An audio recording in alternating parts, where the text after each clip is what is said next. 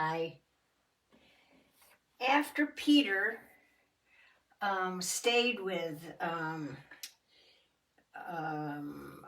Cornelius for a little while, a few days, he came back home to be with Simon the tanner. Well, in the meantime, it's no wonder Jesus called the Pharisees a generation of vipers and snakes, because King Herod, who had rule over all of Jerusalem and everything at that time, he wanted to make friends with the Jews, especially the chief priests, the scribes, and the Pharisees. And the Pharisees knew this, so they told Herod where he could find James and Peter. They told this to Herod. And Herod, wanting to make peace and friends with them, he went over and he had James brought in. James, remember this is the James that is probably the brother of Jesus. This is what historians feel, because there's two James. One was one of the first apostles, and the other one was the brother of Jesus, who was also a follower and a brother. Anyway, James. So Herod, the stinker, he had the Pharisees tell him where James was. And so Herod went over, got James, brought him back, and killed him. Oh, this was such, because James had been with this from the very beginning. And this really upset the Jews terrible, the followers of Jesus. Well, Herod didn't stop there.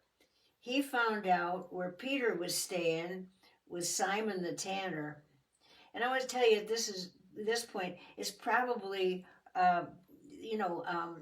Peter was probably helping, but Simon the tanner also made tents and things like that. Anyway, they knew exactly where to find Peter, so they brought Peter in. The Jews that did not want to follow Christ, the scribes and the Pharisees, it's all they're in cahoots with Rome, and they brought Peter in, and Herod had Peter locked in a cell. Well, that night, an angel came and quietly opened the cell door. The angel said, Peter, get up. And when Peter got up from the floor, it says immediately the handcuffs fell off of his hands. And then the angel opened up the cell door, and Peter walked out the gate. And while this was happening, and it was all hush-hush and quiet, while this was happening, some of the believers were having a prayer meeting at Mary's house. And there were several people there that were praying that Peter could get out of prison, and they were mourning the loss of James. And I love this story. When they were praying, all of a sudden there was a frantic knock on the door.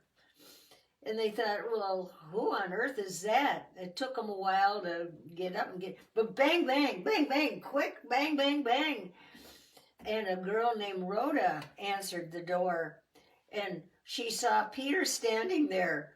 They'd just been praying for him to get free. And there he stood at the front door.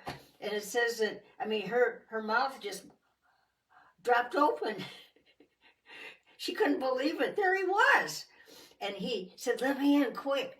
So he got in, and the rejoicing over having Peter around there. And so that's how Peter got out of prison again.